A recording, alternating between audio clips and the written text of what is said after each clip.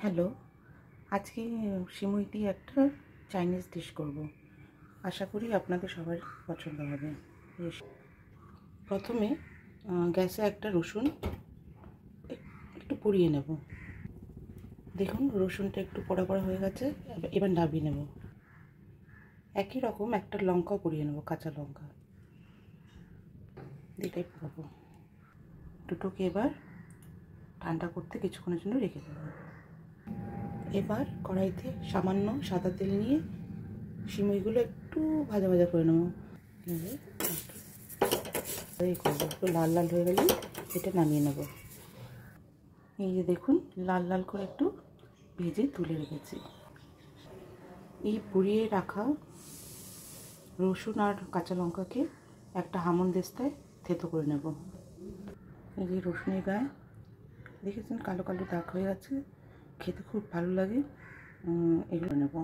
কাঁচা লঙ্কাটাও দিয়ে দেবো হামানদিস্তায়, আর সামান্য পরিমাণে কাশ্মীরি লাল লঙ্কা ফর কালারের জন্য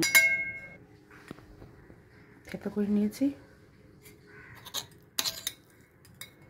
দেখুন খুব সুন্দর রং এসছে, দারুণ সুন্দর একটা গন্ধ বেরোচ্ছে। এবার কড়াইতে একটু তেল নেব। তেল গরম হয়ে গেলে পরে এই রসুন লঙ্কা বাটাটা দিয়ে দেবো। পুরোটা দেবো না, অল্প দেবো, নাহলে বেশি ঝাল হয়ে যাবে। একে নাড়াচাড়া করে নেবো।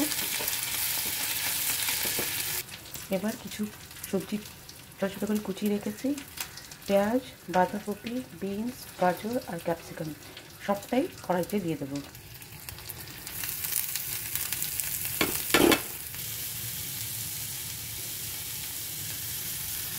নুন,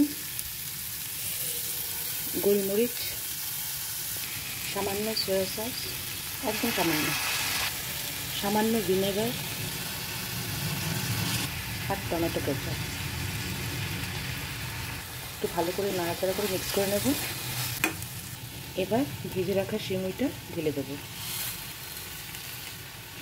ভালো করে মিক্স করে নেব। সামান্য জল দেবো, বেশি নয়, ঢাকনা দিয়ে চাপা দিয়ে দেবো। এইরকম 2-3 বার করবো, যতক্ষণ না সময় সেদ্ধ হয়ে যাচ্ছে। দেখুন সিমুই একদম রেডি হয়ে গেছে। বার্ন্ট গার্লিক সিমুই একদম রেডি।